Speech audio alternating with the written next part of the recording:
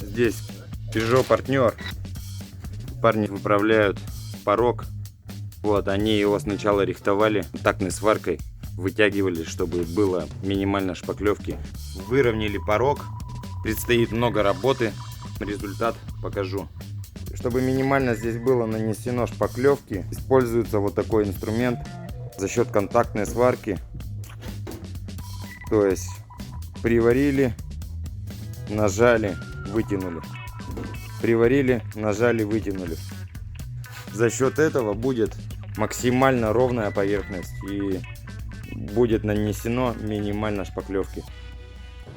Все.